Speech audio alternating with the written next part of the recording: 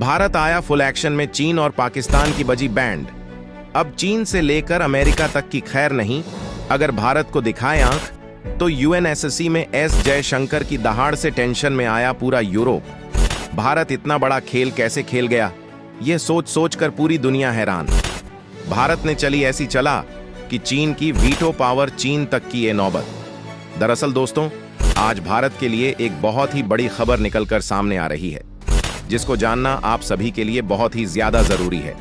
दोस्तों, कुछ देश सिर्फ पांव तक इतना जोर लगा दिए हैं, ऐसा षड्यंत्र रचना शुरू कर दिए हैं, भारत को वीटो पावर न देने के लिए, भारत के खिलाफ बहुत ही बड़ी बड़ी साजिश रचने के लिए बेफालतू के बयान, या फिर यह कह लीजिए कि भड़काऊ बयानबाजी भारत के खिलाफ रजनी शुरू कर दी है। तो यह सब देखकर भारत का दोस्त रस बिल्कुल भी खुश नहीं है। रूस ने यह कहा है कि वह अपने दोस्त भारत से बहुत ही ज्यादा खुश है, क्योंकि इन देशों की साजिशों को देखते हुए भारत आगे बढ़ने से बिल्कुल भी खुद को नहीं रोक रहा है। ये देश कितना भी चिल्ला ले, लेकिन इसका भारत पर तनिक भी फर्क देखने को नहीं मिल रहा है। इस बात से रूस भारत से बहुत ही ज्यादा खुश है। लेकिन बात यहीं पर ही खत्म नहीं होती, क्योंकि भारत ने एक बहुत ही बड़ा डिसीजन लिया है कि वह अब वीटो पावर को हासिल करके ब्राजील को पहचान देगा। संयुक्त राष्ट्र महासभा के अध्यक्ष टेनिस फ्रांसिस ने भारत को लेकर बहुत बड़ा ऐलान कर दिया है। उनके ऐलान से साफ हो चुका है कि भारत का पौधा दुनिया में हद से ज्यादा बढ़ चुका है। इसके बारे में हम आगे चर्चा करेंगे, तो चलिए जानते हैं कि क्या है पूरा मामला। दोस्तों, भारत के वीटो पावर को लेकर यूनाइटेड नेशन में एक बार फिर से नया बखेड़ा खड़ा हो गया है। जैसे ही भारत ने यूनाइटेड नेशन में अपनी दहाड़ लगाई, भारत विरोधी देशों के होश उड़ गए, और जैसे ही पीएम मोदी ने अपनी स्पीच कैंसिल की, ठीक वैसे ही यूनाइटेड नेशन ने बयान जारी करके भारत को वीटो पावर तुरंत देने की सहमति जताई है दोस्तों की।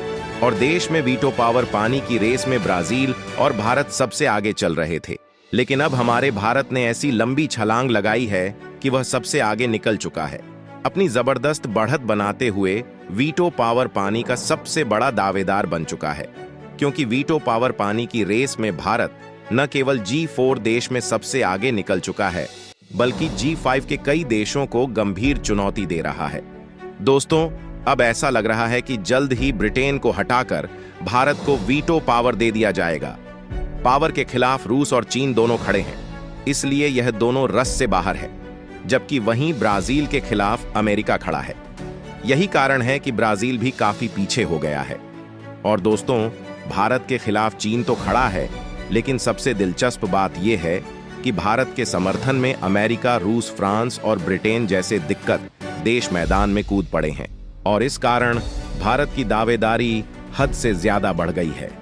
कई लोगों का तो यह भी मानना है कि ब्रिटेन और फ्रांस को परमानेंट सीट से हटाकर वहां भारत और किसी अफ्रीकी देश को शामिल कर लेना चाहिए। लेकिन आप मेरी बात जरा ध्यान से सुनिए। भारत को बार बार वीटो पावर देने से इनकार करने के बाद पहली बार इतना बड़ा दावा किया जा रहा है, और यह दावा अब सीधे ही यूनाइटेड नेशंस की तरफ से किया गया है। यूएन में एक बार फिर से ऐतिहासिक उलट फिर शुरू हो चुका है। हाल ही में भारत और ब्रिटेन को लेकर अब तक का सबसे बड़ा ऐलान हो चुका है। भारत ने पूरे यूनाइटेड नेशन का रूपरेखा ही बदल कर रख दिया है। वीटो पावर को लेकर यूएन में भारत पर फिर से नया बवाल शुरू हो गया है। भारत को तुरंत वीटो पावर देने के लिए दो बड़े ऐलान किए गए हैं। भारत पर हुए नए ऐलान के बाद पांचों वीटो होल्डर देश में खलबली मच गई है। अगर भारत को तुरंत वीटो पावर नहीं दिया गया तो यूनाइटेड नेशन के ध्वस्त होने की धमकी भी दी गई है। दरअसल देखा जाए तो एक गलती के कारण ही भारत की वीटो ताकत चीन के हाथों में चली गई, और भारत 70 सालों से इंतजार करता रह गया। लेकिन अब इस नए ऐलान के बाद इंतजार खत्म होने वाला है। ले समझते हैं कि आखिर पूरा माजरा क्या है। लेकिन वीडियो में आगे बढ़ने से पहले भारत के इस कामयाबी के लिए वीडियो पर एक लाइक तो बनता है। फटाफट वीडियो को लाइक कर दीजिए। संयुक्त राष्ट्र महासभा के अध्यक्ष टेनिस फ्रांसिस ने भारत को लेकर बहुत बड़ा ऐलान कर दिया है। उनके ऐलान से साफ हो चुका है कि भारत का पौधा दुनिया में हद से ज्यादा बढ़ चुका है। उन्होंने पांचों वीटो होल्डर देश को वार्निंग देते हुए कहा है कि भारत बहुपद का बहुत बड़ा सपोर्टर है और ग्लोबल मामलों में इसका योगदान लगातार बढ़ रहा है। इसके बाद उन्होंने भारत के वीटो पावर पर बहुत बड़ा ऐलान कर दिया है। उन्होंने कहा कि भारत यूनाइटेड नेशंस में एक मजबूत नेता बनकर उभरा है और भारत का यह रोल भविष्य में और भी मजबूत होगा, इसलिए उसे सुरक्षा परिषद का परमानेंट मेंबर जल्द बनाने की उम्मीद है। उनका यह बयान ऐसे समय पर आया है जब भारत लगातार हर सेक्टर में नया नया धमाका कर रहा है और मौजूदा G5 देश में खलबली मचा रहा है। भारत को वीटो पावर देने का फैसला अब मौजूद सदस्यों को करना है। कैसे बदलाव होंगे और भारत जैसे प्रभावशील देश को कैसे शामिल करना है। इसके बाद उन्होंने भारत के एक और धमाके के बारे में जिक्र किया।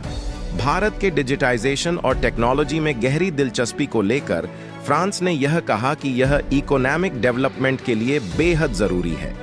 भारत ने इस क्षेत्र में अपनी कामयाबी से पूरी दुनिया को हैरान करके रख दिया है। उन्होंने भारत को एक एडवांस्ड डेवलपिंग देश बताया जो ग्लोबल साउथ के देशों के साथ अपनी एक्सपर्टीज शेयर कर रहा है। यह बात बोलकर उन्होंने चीन को भी जोरदार झटका दे दिया है। फ्रांस ने इस बात पर भी जोर दिया कि भारत की डिजिटल स्किल बाकी देश की क्षमताओं को बढ़ाने में मदद कर सकती है, यानी कि भारत विश्व गुरु बनने की राह पर आगे निकल चुका है। भारत अपने डिजिटल स्केल से कई देशों को हेल्प पहुंच रहा है।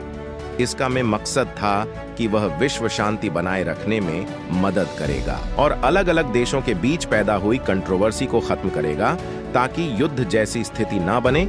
लेकिन इस संगठन के हाथ और सिर्फ असफलता ही लगी और फाइनली यह ध्वस्त हो गया। इसका मेन रीजन यह था कि कुछ बड़ी और इंपॉर्टेंट शक्तियां जैसे कि संयुक्त राज्य अमेरिका इस संगठन से अलग हो गई या उसमें शामिल ही नहीं हुई। ठीक वही हाल अब यूनाइटेड नेशन का होने जा रहा है, क्योंकि आज की डेट में दुनिया की 5वीं सबसे बड़ी आर्थिक महाशक्ति भारत परमानेंट सीट का मेंबर है कि नहीं। लीग ऑफ नेशन के ध्वस्त होने के अनुभव से संयुक्त राष्ट्र यानी कि यूनाइटेड नेशंस के संस्थापकों ने यह सबक सीखा कि अगर किसी बड़े और शक्तिशाली देश का सहयोग नहीं मिलता है, वह संगठन से अलग हो जाता है, संगठन कमजोर हो जाएगा और पॉसिबिलिटी यह भी है कि ध्वस्त भी हो सकता है। इसलिए यूनाइटेड नेशंस की स्थापना में सुनिश्चित किया जाएगा सभी बड़े और महत्वपूर्ण देशों की सहभागिता हो और उन्हें एकजुट रखा जाए ताकि संगठन मजबूत और महावीर बना रहे। लेकिन आज की डेट में हमारा भारत अमेरिका और चीन के बाद सबसे शक्तिशाली देश बनकर सामने आया है। ऐसे में अगर भारत को यूनाइटेड नेशन में परमानेंट सीट नहीं दी गई तो फिर यूनाइटेड नेशन ठीक वैसे ही ध्वस्त हो जाएगा जैसे लीग ऑफ नेशन ध्वस्त हो गया था। इसीलिए सिंगापुर के पूर्व राज्य नायक का यह कहना है कि अगर किसी महान शक्ति या ग्रेट पावर का समर्थन या सहयोग नहीं होता है तो ऐसे में अंतरराष्ट्रीय संगठनों के ध्वस्त होने का खतरा 100% बढ़ जाता है, जैसा कि राष्ट्र संघ के साथ हुआ था। यही सबक संयुक्त राष्ट्र के संस्थापक ने सीखा और इसे ध्यान में रखकर संयुक्त राष्ट्र को बनाया गया। लेकिन आज बदलते समय के अनुसार भारत को वीटो पावर देने की जरूरत महसूस हो रही है, लेकिन भारत विरोधी देश बात सुनने को तैयार ही नहीं है, जिसके कारण हाल ही में पीएम मोदी ने अपने उन स्पीच को कैंसिल कर दिया है। अब संयुक्त राष्ट्र महासभा यानी UNSSC के इस साल के सत्र में प्रधानमंत्री नरेंद्र मोदी स्पीच नहीं देंगे। अब उनके बीच भारत की तरफ से विदेश मंत्री एस जयशंकर 28 सितंबर को UNSSC में भारत का रिप्रेजेंटेशन करेंगे। पहले की लिस्ट में यह साफ साफ लिखा था कि पीएम मोदी UNSSC में भारत का प्रतिनिधित्व करेंगे, लेकिन नई लिस्ट में यह बदलाव हुआ है। इससे पहले जुलाई में आई लिस्ट के मुताबिक पीएम मोदी 26 सितंबर को UNSSC में स्पीच देने वाले थे, लेकिन अब यह काम विदेश मंत्री एस जयशंकर करेंगे। यह दर्शाता है कि भारत यूनाइटेड नेशन के खिलाफ बेहद आक्रामक हो गया है। इसी कारण यूनाइटेड नेशन भारत की तारीफ कर रहा है और भारत को तुरंत वीटो पावर देने की बात कर रहा है। तो दोस्तों, इसके बारे में आपका क्या कहना है? कमेंट बॉक्स में जरूर बताइएगा। तो दोस्तों, जय श्री राम।